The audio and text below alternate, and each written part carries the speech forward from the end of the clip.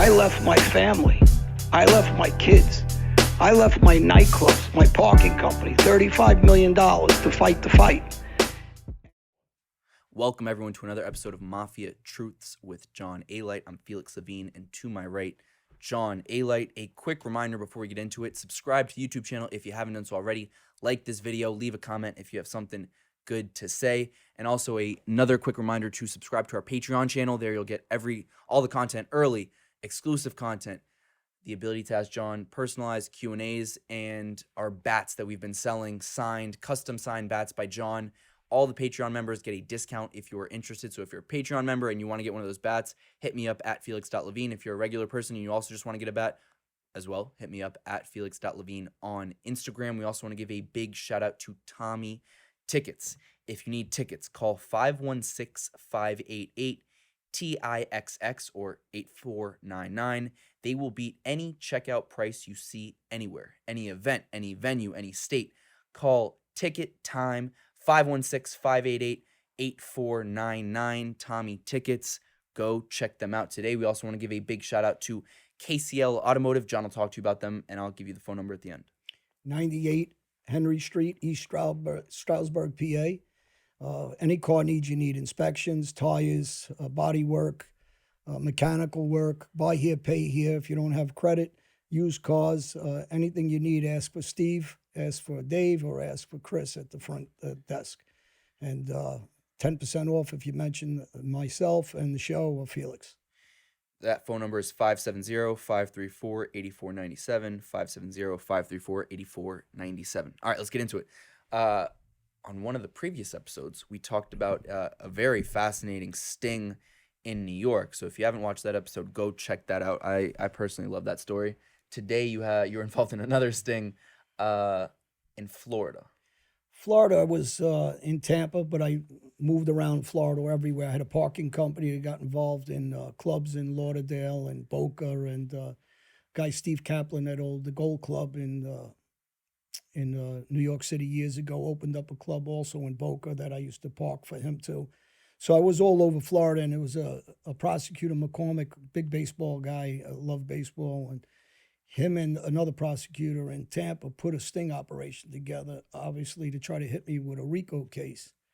And my partner, Terry Scaglione, whose grandfather was a made guy, also involved with the Trafficani family, Santos Trafficani, and my partner, Marco, that owned the glass shops with me. And I'm always in Florida with him, even till today. I got some pictures, we'll put them up, of Santos, the boss, with Marco, and Marco Zoni was, like I said, a very good friend of mine and a partner. So, well, I'm in Florida. There's a lot of pressure on me on a regular basis, a lot of surveillance because of the people I'm involved with in New York, which is Gotti and Fat Andy Ruggiano. And then on the Florida side, there was Trafficani that was not involved with me personally, but my partners are involved with the Trafficani family, and Terry Scaglione is one of my partners involved in the parking valet company called A1A of Tampa, and then A&S of Tampa, and then later on it became Prestige Valet. So when I have the company, I have lots all over in 6-7 states, but Tampa is my home base. And I get a message from one of my valet kids, and he says, there's another company coming around, and they're handing out business cards saying, leave my company and come work for us, and you'll make more money. So that starts it. And my partner goes crazy. He calls me up, Terry, and he says, they're trying to infiltrate into our parking company. And at the time, we had some huge accounts at the Dollhouse, and we had Bayshore Drive, and we had down at the Civic Center. We had a lot of things. I mean, we were all over. And Channelside Drive. I'm trying to think some of the big accounts, the malls. And they're going to every one of our accounts. So my employees are thinking, all right, maybe we should leave and we're going to make more money. But some of the kids obviously are loyal, and they come in and they're telling me the story. And I said to Terry, hold on. Slow down. Let me think about what they're doing. I says, do not call this number on here. I says, let me see if they're going to other companies besides ours. That was the first instinct I had. I says, and they brought me the cards, and the cards were made very cheaply. So that was the first thing. So they weren't made very well. And then they're going to just our lots, I find out, after a week or 10 days of investigating and seeing it, I'm calling some of the companies that I'm friendly with. I'm calling to see if they're going to their companies, and they're not. They're only targeting our company. So that was kind of a telltale to me to say that I don't think it's a parking company. It may be agents. So I'm not sure yet. And the next thing I know is some of my valet guys, they're going on a yacht on the weekends. So I says, where'd you guys go? What yacht? Because they're all telling me to talk amongst all the kids. And there's probably, I don't know, I got 150 employees maybe, young kids. And they says, oh, you can't believe the yacht we went on. So I said, what kind of yacht? And they says, no, it's up and down. It had cooks on it and chefs. And this guy goes with his wife. And I says, who's the guy? And he says, Gary something or other. And his wife, I think it was Wendy. I'm not sure. But Gary and Wendy say. And Gary and Wendy, we went on we went on their yacht. And it was incredible. It had to be a $10 million yacht and blah, blah, blah. And I go, really? And what did he tell you? Why is he trying to get my valet company? Well, he really doesn't want the valet company. He said that he really wants to work with you, that he's from the Bahamas. He owns clubs in the Bahamas. And he mentions some street guy that supposedly knows me. And he wants to clean money through my parking company and his nightclubs in the Bahamas. Supposedly he owns 3 of them. So I'm saying, you start off trying to take my companies and steal my workers, but now you want to do business with me. So the valet kids, and he reaches out to this one guy, Timmy. And Timmy sets up a meeting for me on the Causeway. So the Causeway in Tampa is on the way to Clearwater Beach or Tampa. It's a nice area. I usually stay on the Causeway, and it's right on the water. So there's a restaurant there. And we set it up at the restaurant, and he meets me 1 o'clock in the afternoon. So I tell my partner, let's go there around 12 o'clock. Let's see if this is a setup. So we go there, and we're sitting in a car, and it's like a custom van. And we're watching as he pulls up. And he pulls up, it was either one or the other. It was a black Lincoln or a black Caddy. I don't remember. But the point is, say it was a black Caddy. He pulls up with the woman. They go inside. We follow. We sit down. I have a couple of my valet kids introduce me. We're all at the table. Shake his hand. And I start ordering drinks for everybody. And the kids, I tell the kids, you guys can leave. I said, thanks for introducing me. And, they wanted to stay because they really liked the guy. They're all impressed with him. And, he's dressed like that Miami Vice look. And he's a big guy. He's a big, brawly guy. He wasn't a little guy. And the wife was real friendly. And he's like, I don't want to drink. I go, come on, you got to drink. You own nightclubs. How are you not going to drink? And I'm pushing the drinks. So my partner's looking at me funny. Like, I'm just like, why am I being so nice to this guy? And I just keep giving him drinks. Finally, I accomplished. He's drinking them. Oh, he's drinking them now. But I accomplished what I wanted to accomplish. I wanted them to go to the bathroom, one or the other, because I'm trying to separate them. So after a while, he finally gets up to go to the bathroom. And when he gets up to go to the bathroom, I say to her, Wendy, let me ask you a question. What kind of car do you drive? And say they came in a Caddy. She said Lincoln. She said the opposite of the car they came. So that was the first question wrong. I said, okay. I said, I'm going to ask you 5 questions. I want answers to all 5. I says, and when he gets up and when he comes back, I don't want you to talk to him. And she's like, what? She's like smiling. She thought I was joking. I go, no, I'm dead serious because I think you're a cop. But I says, I'm going to ask you straight out some questions. How long did you meet? How long ago did you meet? First question. Where did you meet? Second question. Do you have a dog? Third question. What color is the dog? Fourth question. And what kind of car? And now I tell my partner, get off the table. And he goes, I says, get off the table. So he leaves and he goes by the bar. Now the guy comes back. I says, sit down. I says, excuse me 1 second. Don't talk. And she's like looking at him. I go, you know what? Can you do me a favor? And she goes, yeah, can you excuse me? I want to talk to your husband by himself. I said, go stand with my partner. So she looks at him and he goes, go ahead, go with him. He doesn't know what's going on. So I said, what kind of car did you come with? He said the opposite of her. First. Do you have a dog? No, she lied. How long ago did you meet her? He said 5 years. She said 7 or 10 years. Every question wrong. They didn't get one question right. So I said to him, 1 second. I called him back over. I said, so now I know for sure you're an agent. And he's like, well, what are you talking about? And he starts to get like a little, like he's getting testy. I said, unless you don't know where you met your wife and maybe you live in different houses, because she said you got a dog. You told me you don't have a dog. You're both driving different cars, but you came in the same car. And he goes, wait. And I go, come on, listen, I'm not an idiot. I already knew something was wrong. I says, but I know you're an agent. It ain't going to work. And then finally he says to me, listen, you know, I could be a friend. I don't have to be. I go, I got enough friends. And he says, yeah, but, you know, maybe you can help me with, you know, what goes on between the Gambino family and, you know, whatever goes on here with the Traficanis. And, you know, listen, really the Traficanis at this time are kind of inactive. But he asked, you know, there's still a couple people around, but not like it used to be. So I said, no, I'm not interested. And he goes, you know, I know you're making a lot of money, and that doesn't have to stop if you help me. And he's pushing the agenda. And I says, I can't even believe. Now I says, I can't even believe you didn't get one question together right. Like, how do you not get one, like, arranged and have it prearranged, you know? So now we'll fast forward, and I shake his hand. I said, see you later. I don't want to be bothered. I says, but it was a good try. And he starts walking out, and he says to me, can I ask you how you knew? I says, yeah, I tell you one of the easiest ways. You're coming here with a yacht. You're meeting all my valet guys, and you got a card that is like garbage. They're not even professionally done. So if you want to look like a big shot, you should have made your cards look like a big shot. And second, you should have started going to other valet companies besides mine. There's your two mistakes. I says, because I went to the other valet companies to see if that you were just doing this to my accounts or to everybody's accounts. So that told me what you were trying to do.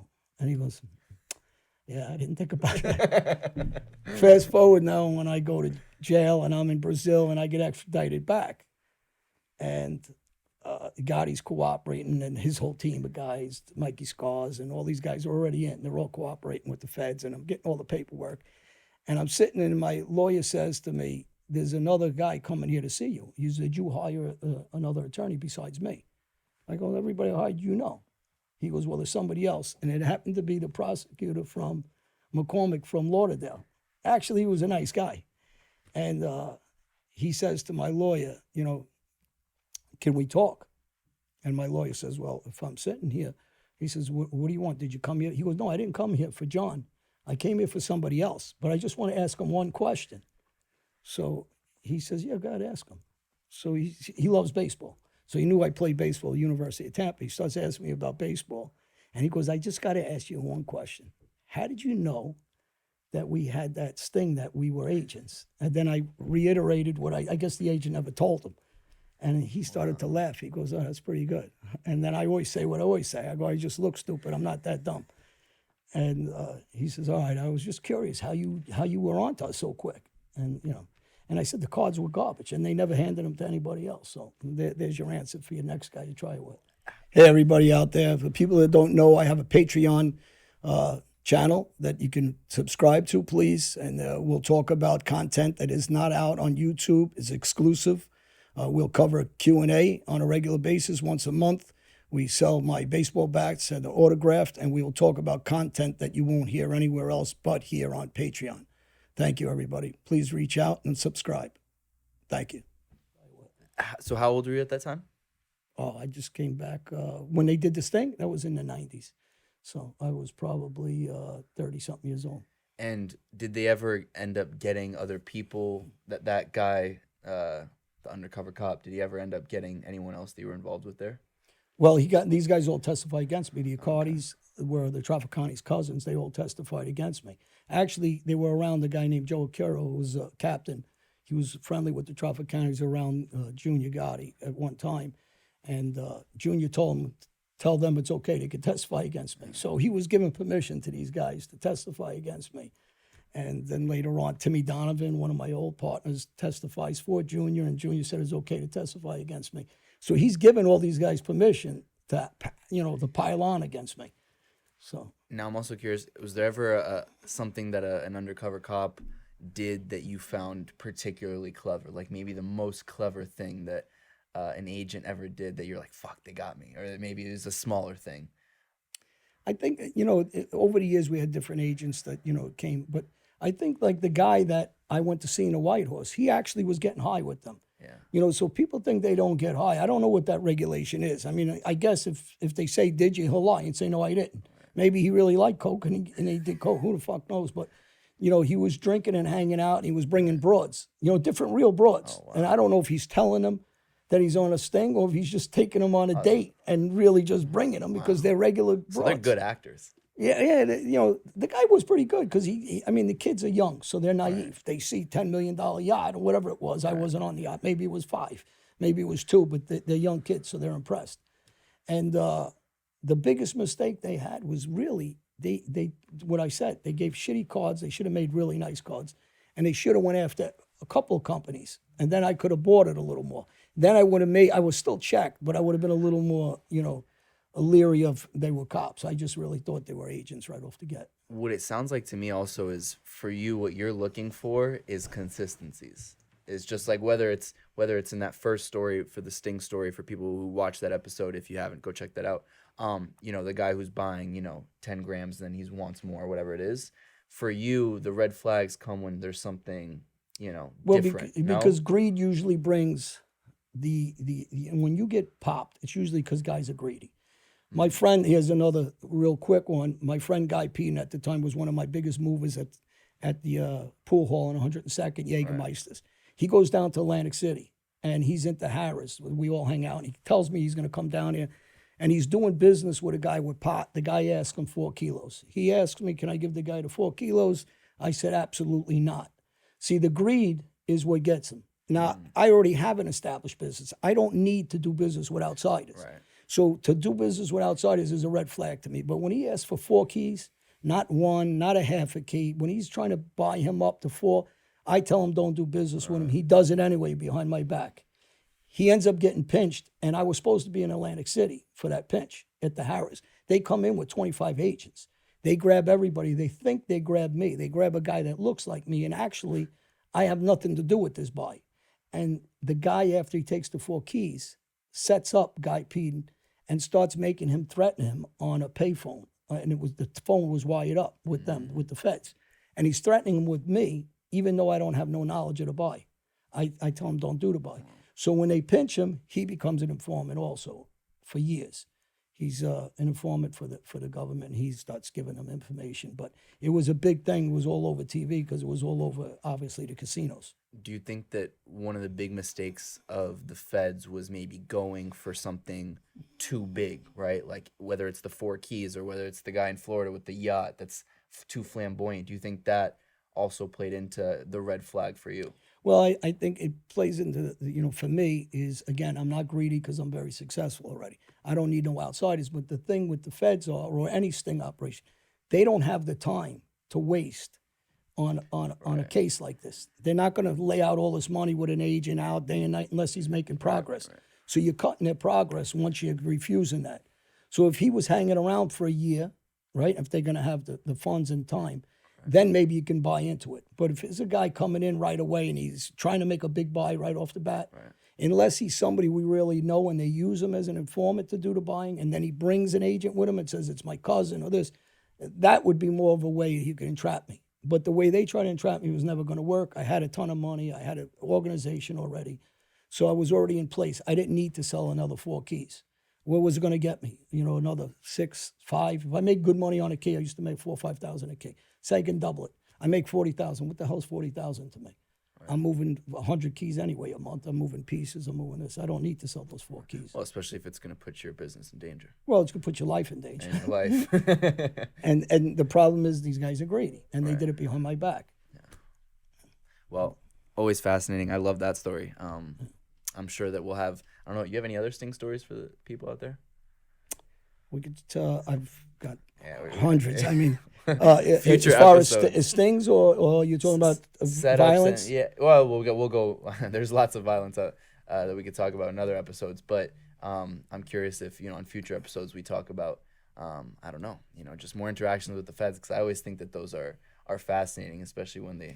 Well, yeah, another story. Buddy Miola was a guy that stayed with me. I gave him about $300,000 at the time to put on the street. This is probably the early 90s.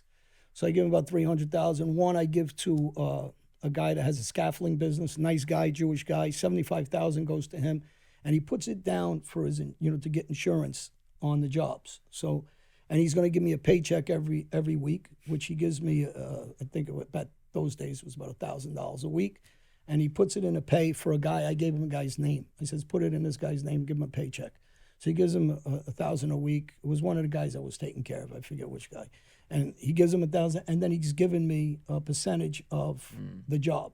So 3%, say, of the job. Now, he's giving me the money every week, and the guy, Buddy, is not giving me the money. And he pays back the loan, and he keeps it. Then I give him all the money where I charge him 1 point. He's charging people 3 and 4 points.